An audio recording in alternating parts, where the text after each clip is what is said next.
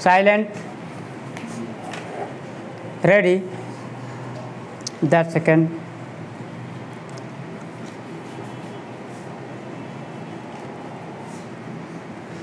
Start. जब तक हिंदी भाषी हिंदी को हृदय से स्वीकार नहीं करते तब तक वह राष्ट्रभाषा का स्थान नहीं पा सकती है।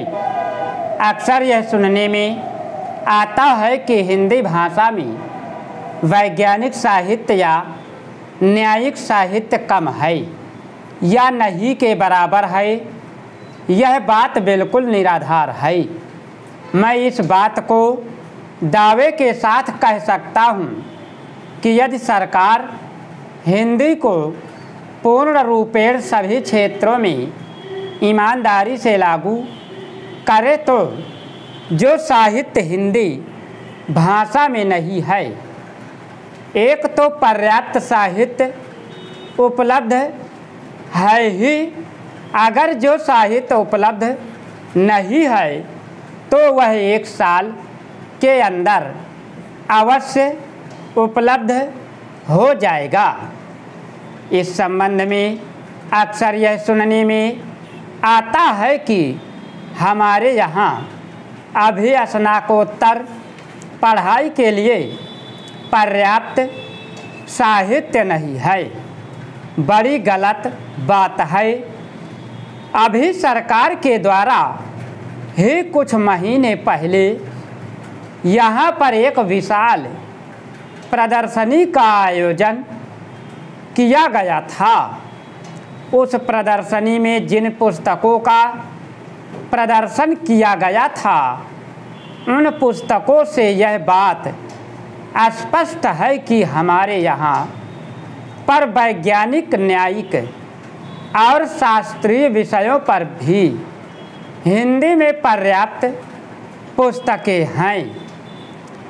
यदि श्रीमान जी मुझे इस विषय पर प्रकाश डालने का अवसर दे तो मैं इस विषय में एक उदाहरण देना पर्याप्त समझता हूँ।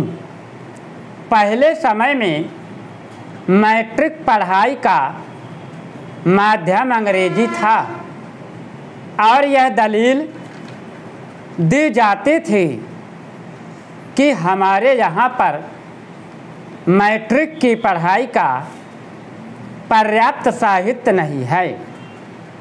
लेकिन जब आवश्यकता होती है तब चीज़ें उपलब्ध हो जाती हैं। ज्यों ही मैट्रिक में हमारी राष्ट्रभाषा हिंदी तथा अन्य भारतीय भाषाओं को सरकार ने माध्यम बनाया, त्यों ही सारा साहित्य जो अभी तक नहीं था 6 महीने में तैयार हो गया। इसके पूर्व भी मैं इस बात को अनेकों बार कहता रहा हूँ कि साहित्य की तैयारी की एक योजना सरकार को बनानी चाहिए और देश के विभिन्न विश्वविद्यालयों में विद्वानों को एक एक पुस्तक अलग अलग विषयों पर लिखने के लिए देनी चाहिए तथा उनसे करार कर लेना चाहिए। और मेरा विश्वास है कि 1 वर्ष के अंदर कोई ऐसा ग्रंथ नहीं है जो तैयार ना हो सके। तो साहित्य तैयार नहीं है, यह बड़ी गलत दलील है। इस प्रकार की गलत दलीलों से राष्ट्रभाषा हिंदी का अपमान ही होता है।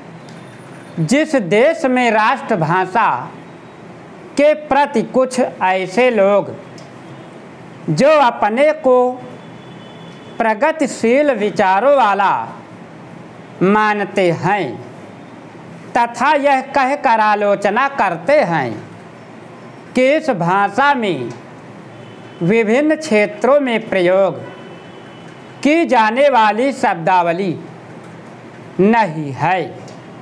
इस प्रकार का दृष्टिकोण रखते हैं उन्हें देशभक्त या राष्ट्रभक्त का शुभ चिंतक नहीं माना जा सकता।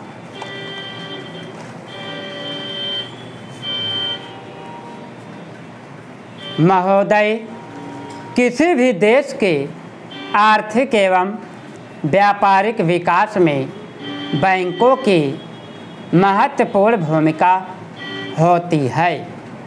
बैंकों का मुख्य कार्य जनता से धन जमा करना है तथा इस धन को राष्ट्र के उत्पादक एवं सामाजिक रूप से लाभदायक कार्यों हेतु ऋण के रूप में देकर उत्पादकता में वृद्धि करना है।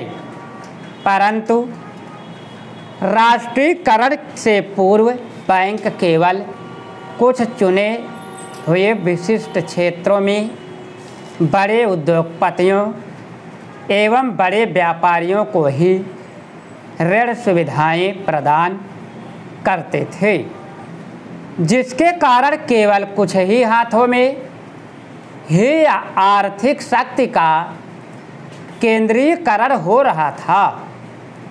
वाणिज्यिक बैंक परंपरागत रूप से शहरी क्षेत्रों में ही स्थित होते थे एवं इनका मुख्य ध्येय लाभ अर्जित करना होता था।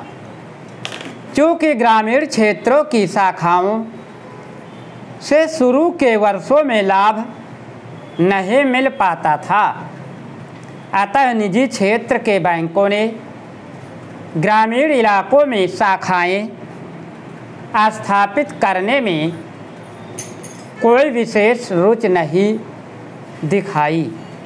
हमारे देश का कृषि क्षेत्र, जिस पर हमारी संपूर्ण अर्थव्यवस्था आधारित है एवं देश की 70% जनता अपने जीविकोपार्जन हेतु निर्भर है, उसमें भी मार्च 1968 में कुल अग्रिमों का जो इन बैंकों द्वारा दिया जाता था 22% ऋण दिया गया है। इसके विपरीत बड़े उद्योगों का हिस्सा कुल अग्रिम का 60.6% था। इन आंकड़ों से स्पष्ट होता है कि कुल ऋणों का प्रमुख हिस्सा बड़े उद्योगों एवं बड़े व्यापारियों को दिया जाता था, जिससे आर्थिक असंतुलन बढ़ता ही गया। 19 जुलाई 1969 में निजी क्षेत्र के 14 बड़े व्यापारिक बैंकों का राष्ट्रीयकरण कर दिया गया।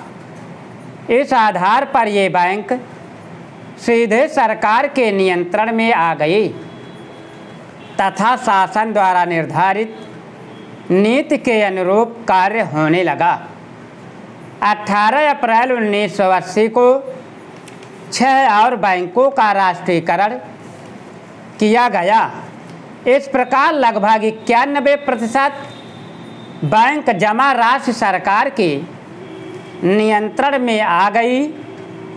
राष्ट्रीयकरण का सीधा तात्पर्य यह था कि बैंकिंग उद्योग पर कुछ प्रभावशाली लोगों का नियंत्रण समाप्त करना, जनता की बचतों को नियंत्रण करना, शासकीय योजनाओं को प्राथमिकताओं के आधार पर उत्पाद उद्देश्यों की ओर ले जाना और आर्थिक बदलाव के लिए बैंकों को एक माध्यम बनाना इत्यादि। इन उद्देश्यों की प्राप्ति के लिए राष्ट्रीयकरण के फलस्वरूप बैंकों के दृष्टिकोण एवं कार्य पद्धति में व्यापक परिवर्तन हुआ है। इन परिवर्तनों के कारण वर्ग बैंकिंग का स्थान सामुदायिक बैंकिंग ने ले लिया। स्टॉप। अगर तुम लोग नए हो तो सब्सक्राइब करो, वो जो लाल वाला बटन है उसके साथ सूर्य नमस्कार करो या फिर अनुलोम विलोम, मुझे नहीं पता, बस क्लिक हो जाना चाहिए। अब मैं